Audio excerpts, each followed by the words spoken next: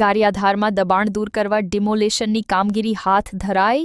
ગારિયાધાર શહેરમાં જાહેર માર્ગો પર થયેલા દબાણોને દૂર કરવા માટે આજે નગરપાલિકા તંત્ર દ્વારા ડિમોલેશનની કામગીરી હાથ ધરવામાં આવી હતી।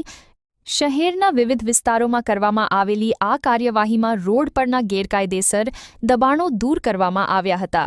કાર્યવાહી દરમિયાન કાયદો અને વ્યવસ્થાની સ્થિતિ જળવાઈ રહે તે માટે પોલીસ બંદોબસ્ત પણ તૈનાત રાખવામાં આવ્યો હતો। નગરપાલિકાના અધિકારીઓ અને કર્મચારીઓની હાજરીમાં ડિમોલેશનનું કામ શાંતિપૂર્ણ રીતે પૂર્ણ કરવામાં આવ્યું હતું।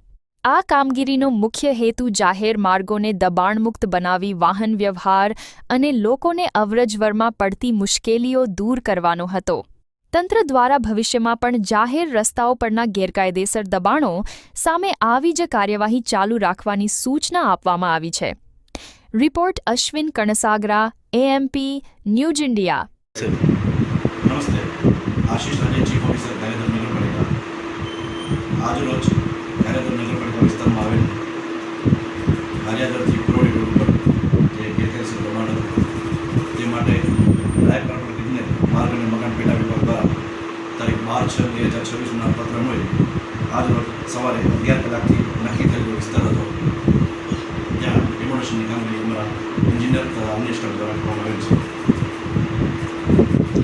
આ કામગીરી દરમિયાન સાહેબ કયો સ્ટાફ તમારી સાથે હતો અને કેવો તમને અભિપ્રાય મળ્યો આ કામગીરીમાં?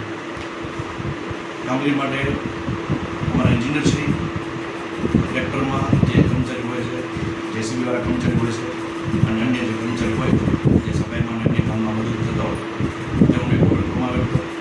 ઓર્ડરની ટ્રેનમાં ગયા અને માર્ગ અને મકાન પેટા વિભાગના જે અધિકારીઓ દ્વારા સૂચના આપવામાં આવે જે સૂચના અનુસાર તેઓ ફિલ્ડમાં જઈને તેમની આજ્ઞા અનુસાર કામગીરી કરે છે।